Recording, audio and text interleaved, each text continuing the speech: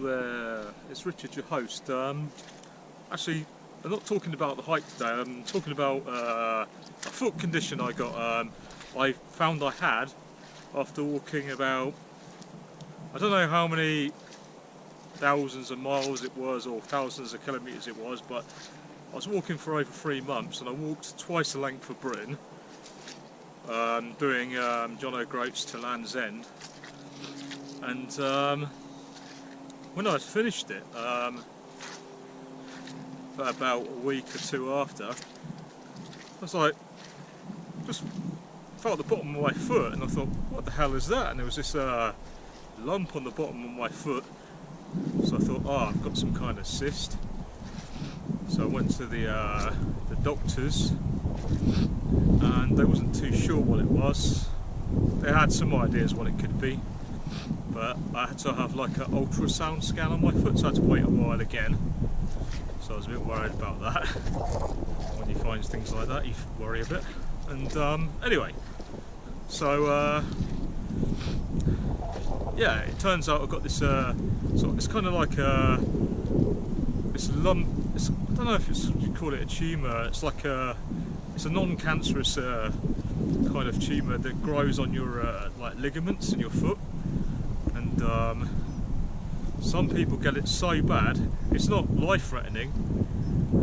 Most, yeah, obviously, if it's, you know, it's not cancerous, it's not life-threatening. But some people get it so bad they find it really hard to walk.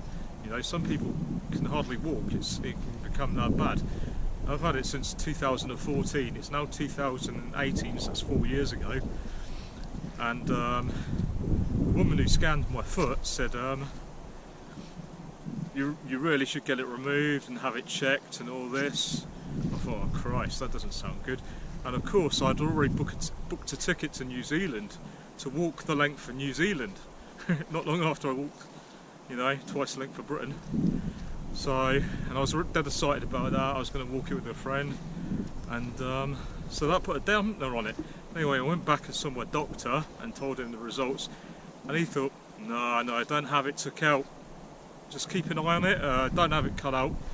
I think they wanted it cut out, to be honest, just for medical research.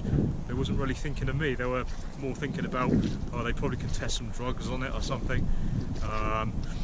And then I later read up that probably one of the worst things you can do is have it cut out, because it can grow back even worse and cause even more problems. It can cause all kinds of nerve problems and God knows what. You know, I'm not an expert, so don't take my advice. Obviously, always check up what medical people say, but I'm just saying this is my experience. Like, I'm not speaking as an expert on it. So basically, yeah, I didn't have it removed, and the doctor said just keep an eye on it. And now it's 4 years later, and I probably I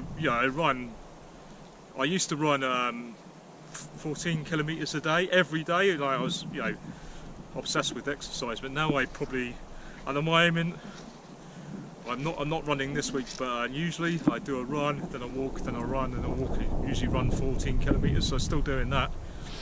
4 years later. And to be honest, my foot feels better now than when I first had it. And to be honest, when I look at it, the lump on the bottom of my foot, you can hardly see it. It looks like it's actually going down. It's like, sometimes you think it's not there. I can still kind of feel it, but it's not causing me any discomfort. So in my experience, I do an extreme amount of exercise and walking. You know, I'm obsessed by walking and running and keeping fit, and maybe that has helped it not get worse. You know, yeah, I'm not, like I say, I'm not an expert, but this is my experience, and I don't find walking on it whatsoever a problem. I can bend my toes. Yeah, and yeah, I'm already planning, like I want to walk around the coast of Britain. I could do that with this condition, the way I'm feeling with it at the moment, and I've had it for 4 years. That's just one of the ideas I've got. Obviously that'll take a long time, so I don't know if that's going to happen or not. I need to get some money to get together for that. But what I want to say is that if you do find you've got it, it may not put you, you know, like when I first got it, I thought, oh Christ, I'm going to have to quit running, and I love running. Like I really love it because it's it's exhilarating, you know. It's like, you know, you feel really alive after having a good run, and I thought that was the end of my running career. But obviously 4 years later of having this, and I still am, still running with it.